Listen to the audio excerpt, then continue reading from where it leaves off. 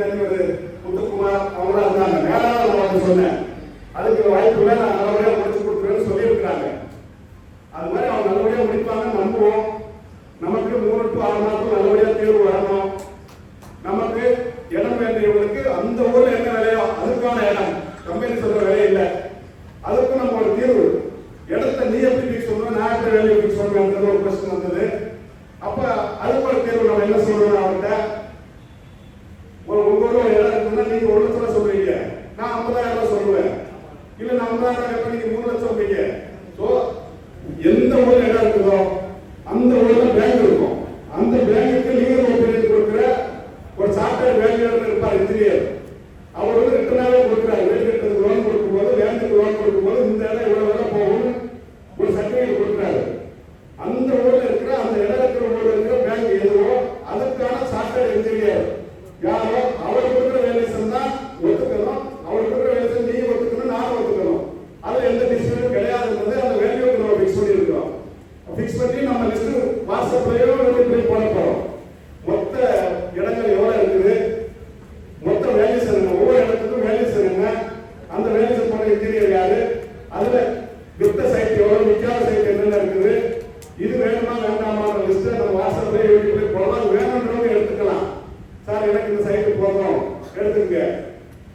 எடுத்தது போல அவங்க தவிர மீதி ஆளுக்கு அந்த வேல்யூஸ் இருக்கு. நம்ம இடத்தை விற்று கோஆபரேட்டிவ் சொசைட்டி மூலமா நம்ம அந்த இடத்தை விற்று மக்களுக்கு காசு கொடுக்க போறோம்.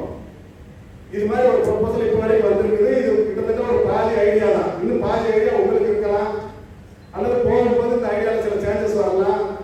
இதுல சில அட்வான்ஸ் ஆகும், சில நெகட்டிவ் ஆகும், அதை நம்ம மாத்திக்கலாம். அதுவும் சொல்லியிருக்கோம். சப்ஜெக்ட் டு மாடிஃபிகேஷன் தான், இது வந்து கன்ஃபார்ம் கிடையாது. இதுல வந்து கூடவும் போகலாம், குறையவும் போகலாம்.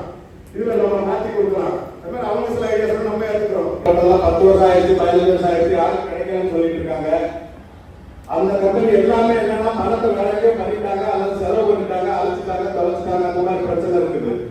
இந்த கேஸை பொறுத்த வரைக்கும் நாங்க வெரிஃபை பண்ண வரைக்கும், அந்த டாக்குமெண்ட்ஸ் எல்லாம் செக் பண்ண வரைக்கும், எல்லா ஊர்களுக்கும் சொத்துக்கள் எல்லாம் பார்த்த வரைக்கும் உங்க யாருக்கும் எந்த இழப்பும் வராது. நீங்க போட்ட பணம் கேரண்டியா இருக்கு. உங்களுக்கு வந்து கண்டிப்பாக கிடைச்சிடும். அது சீக்கிரம் வாங்கி கொடுக்கறதுக்கு நம்ம எல்லாரும் சேர்ந்து முயற்சி பண்ணி வாங்கணும்.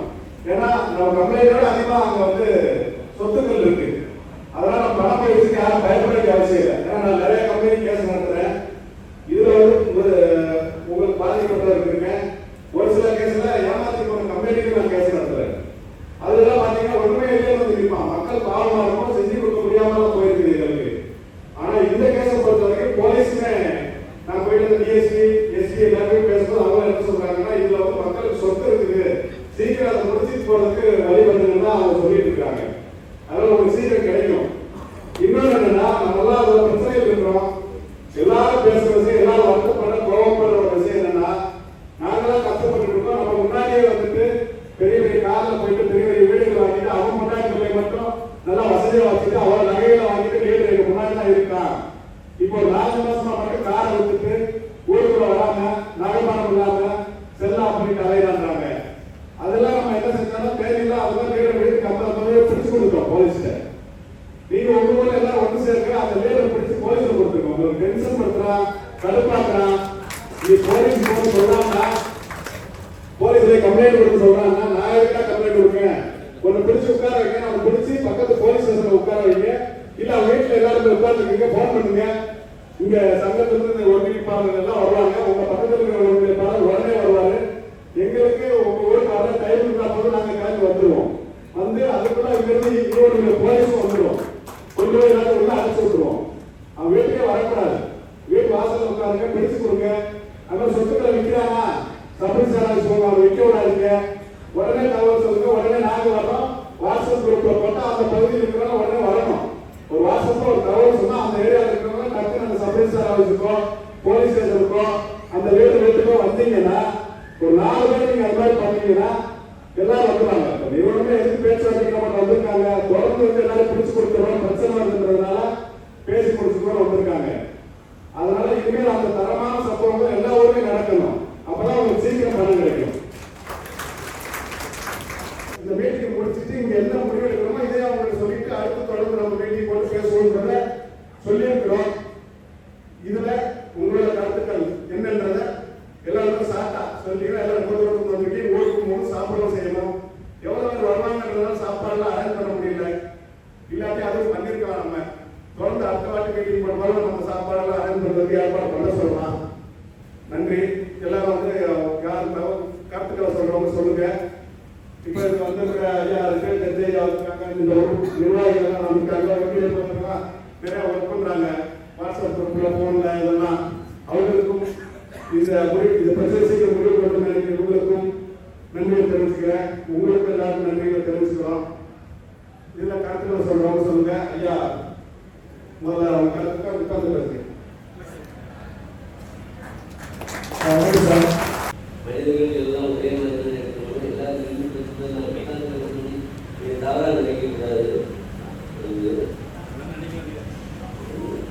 அதாவது இந்த அசோசியேஷன் மாம்பழம் கொஞ்சம் இதாக தெரியுது. ஏன்னா தமிழ்நாட்டில் ஏற்கனவே திரைத்துறைய சினிமா துறையை இப்போ கை கட்டுறது தேன் மாவட்டம்.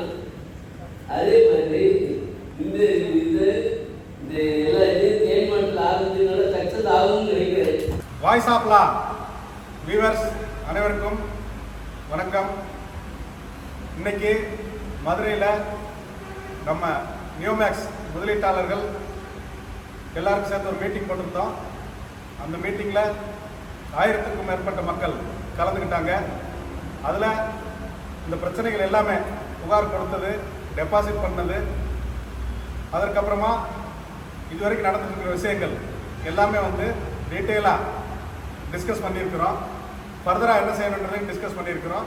அதில் மெயினாக நம்ம டிஸ்கஸ் பண்ண விஷயங்கள் வந்து 5A 10 ஆக்ட் படி செட்டில்மெண்ட் சம்மந்தமாக டிஆர்ஓட்ட அப்ரோச் பண்ணுறது.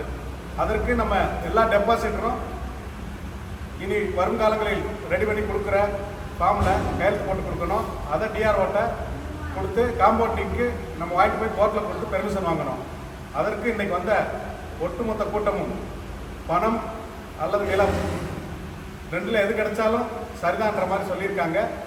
இன்றைக்கி ஏகமனதாக இந்த வழக்கை சமரசம் செய்து முடிப்பதற்கு இந்த சங்கமும் சங்கத்தின் ஒருங்கிணைப்பாளர்கள் நிர்வாகக்குழு எல்லாரும் எடுக்கிற முடிவுக்கு இன்னைக்கு வந்து எல்லாரும் ஒத்துழைப்பு கொடுப்பாங்க, அதற்கு கட்டுப்படுவாங்க அப்படின்னு சொல்லி எல்லாரும் ஒரு முடிவு எடுத்திருக்குது.